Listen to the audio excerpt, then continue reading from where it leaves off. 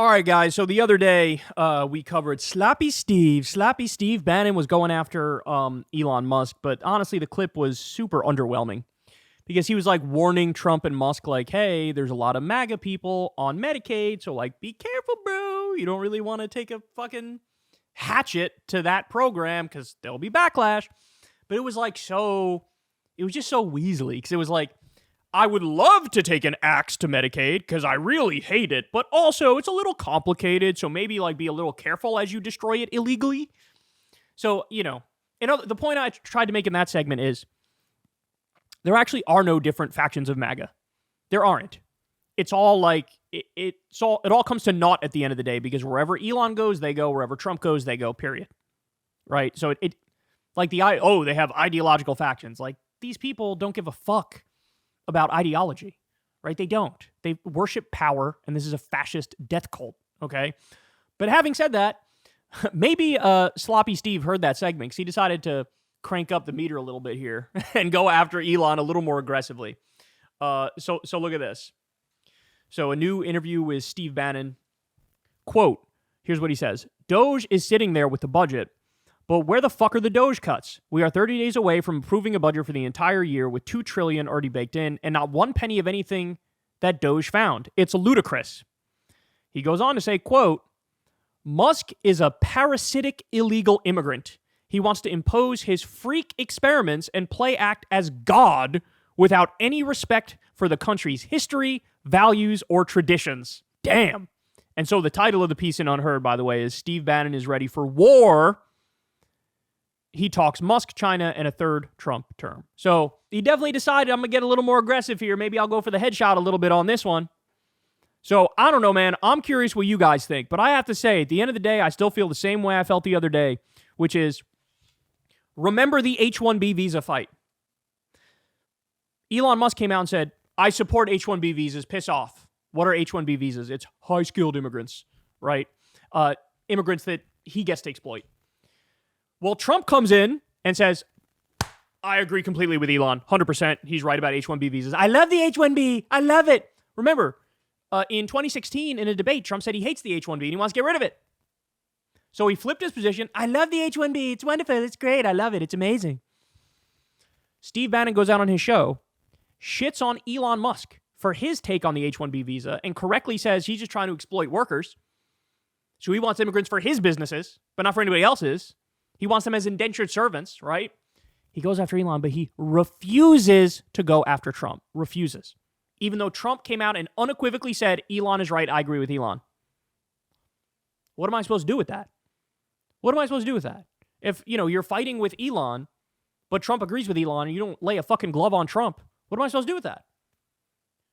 Look, if Steve Bannon was the real deal and he meant some of this shit he says, particularly around economic issues, by 2017, he would have been like, you know what? This Trump thing didn't work out. There is no populist right-wing revolt. There is none. How is it populist to destroy the Consumer Financial Protection Bureau and the NLRB?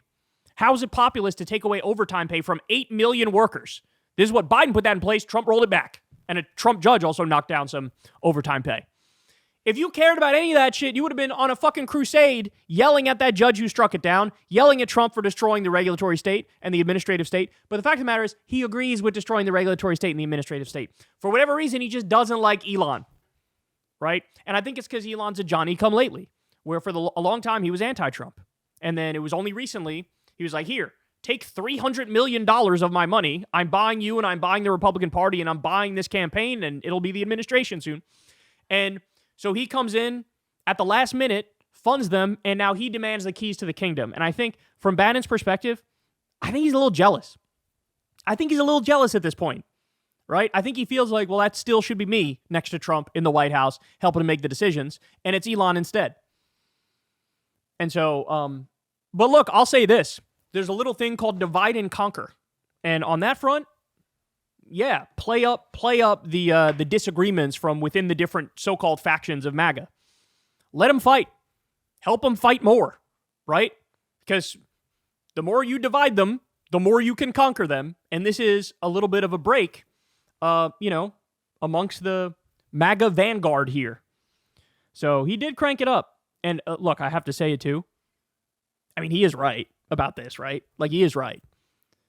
Elon Musk is a South African robber baron, right? He wasn't born here. And according to his brother, he came here as an illegal immigrant. He did. So here, MAGA, what happened? I thought, you guys were, oh, bro, illegal immigrant. We hate all the illegal immigrants, bro. Apparently, unless it's the richest man in the world, the robber baron billionaire oligarch who can literally buy the presidency, in which case, then you support it. Well, isn't that weird?